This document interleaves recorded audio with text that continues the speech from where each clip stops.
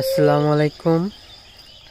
তো আমাদের পাশে দেশ, বন্ধুর দেশ ইন্ডিয়া, এখন বাংলাদেশি লোক যাইতে আছে না বিদায় এখন তার হোটেলাররা রাস্তায় নামার পথে তারপর হসপিটালে কেউ চিকিৎসা করতে যাইতেছে না, রাস্তায় নামার পথে তারাও রাস্তায় নামার পথে।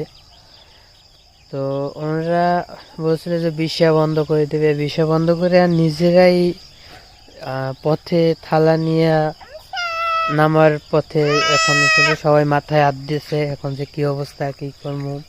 এবং যে ওনাদের এখন ভিক্ষে করার মতো অবস্থা হয়ে গেছে ইন্ডিয়ার।